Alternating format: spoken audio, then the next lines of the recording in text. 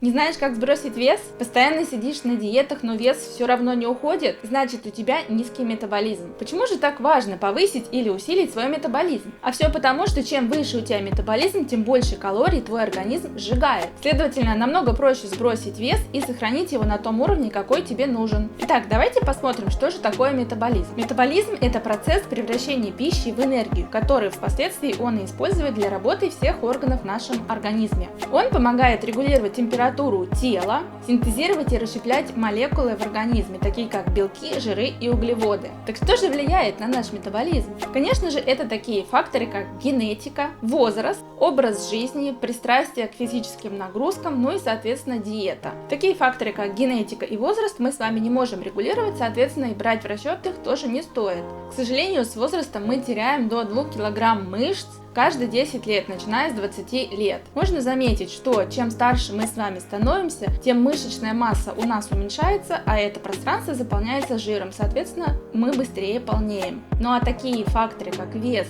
диета, образ жизни, пристрастие к физическим нагрузкам можно и нужно контролировать, потому что как раз эти факторы и смогут повысить и усилить наш метаболизм. И сейчас, собственно, я с вами поделюсь 8 способами, которые смогут усилить ваш метаболизм и сбросить вес. Итак, первым способом является отказ от жестких диет. Ни в коем случае не нужно морить себя голодом, так как это, наоборот, снижает ваш метаболизм. Наш с вами организм очень умный механизм, поэтому если мы с вами резко перейдем на жесткую диету, то он сообразит, и что в первую очередь он сделает? Заморозит ваш метаболизм, чтобы сохранить ту энергию, к которой он и привык. Соответственно, вы будете употреблять меньше пищи, ну а вес будет стоять на месте. А все потому, что ваш организм адаптируется под те стрессовые условия, которые вы создали для него. А когда вы вернетесь к своей норме употребления пищи, а вы это сделаете обязательно, так как не увидите результатов, ваш организм начнет действовать и работать в 2 раза сильнее. Соответственно, вес вы наберете в 2 раза больше. А для того, чтобы усилить свой метаболизм, нужно постепенно приучать организм к уменьшению калорий, чтобы он спокойно смог адаптироваться и сохранять тот вес, который вам нужен. Итак, второй способ – подкрепись протеинами.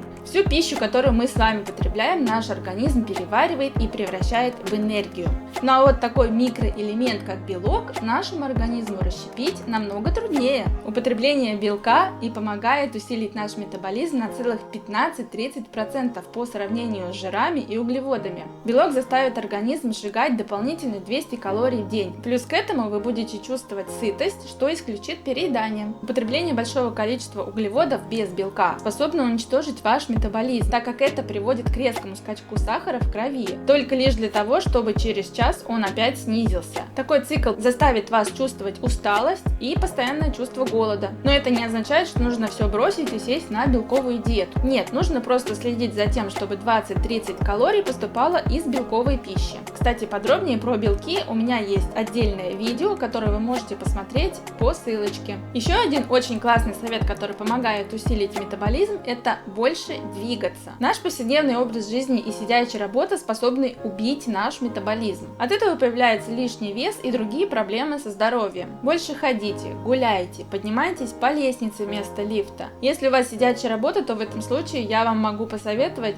поставить в телефоне напоминалку, чтобы каждый час вы отвлекались и прошлись в другой конец офиса. Это будет намного эффективнее. Пейте больше воды. Это еще один способ, как повысить свой метаболизм. Все мы знаем про важность воды и водного баланса для нашего организма. Организму нужна вода, чтобы переваривать наши калории. Следовательно, если у вас обезвоживание, то метаболизм может замедлиться. У меня имеется несколько советов, которые помогут вам больше пить, если вы это делать забываете. Утром, когда вы поднимаетесь с постели, обязательно нужно выпить стакан воды. И перед каждым приемом пищи также нужно пить по стакану воды. Не стоит забывать также употреблять легкие супы и те фрукты и овощи, которые содержат наибольшее количество воды. Вода помогает насытиться, следовательно, ты будешь меньше хотеть употреблять больше еды. Только избегай сладких газированных напитков, так как они содержат большое количество пустых углеводов, которые тебе совершенно не нужны. Следующие 2 совета будут актуальны для людей, которые любят активные физические нагрузки. Первый – это набор мышечной массы. Самым единственным и эффективным способом набрать мышечную массу является поднятие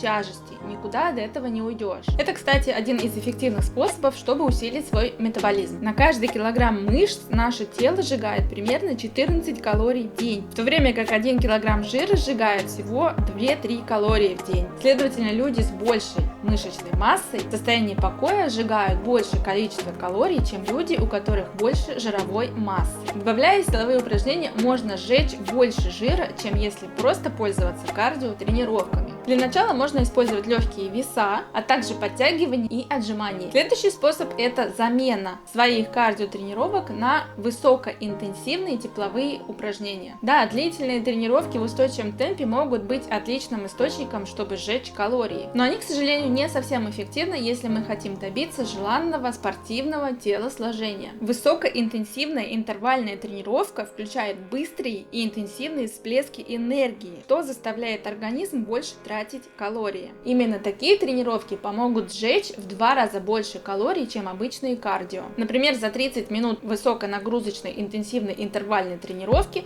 можно сжечь 300 калорий. При кардиотренировках это можно сделать за 60 минут. Седьмой способ, чтобы усилить свой метаболизм, это кофе. Как бы странно это ни звучало. Как известно, кофе усиливает обмен веществ на целых 11%. Большинство жиросжигателей содержит такой ингредиент, как кофеин. В составе он обычно занимает первое место. Но это не значит, что нужно становиться кофезависимым и сидеть целыми днями подтягивать по чашечке кофе. Нет, для этого нужно потрудиться. Мой совет состоит именно в том, чтобы перед тренировкой выпить чашку черного чая, что поможет эффективнее сжигать жир. Ну и последним, 8-м способом, чтобы усилить свой метаболизм, является отдых. Недостаток сна может нарушить работу гормонов, изменить способ переработки сахара и уменьшить количество сжигаемых калорий. Именно сон влияет на уровень 2 гормонов – лептина и гремина. Именно эти гормоны контролируют чувство сытости и голода. Без достаточного количества сна твой организм будет сжигать больше гормонов лептина. При этом гормон гремина будет увеличиваться, от которого ты будешь постоянно испытывать чувство голода. Поэтому очень важно следить за качеством своего сна и отдыхать как можно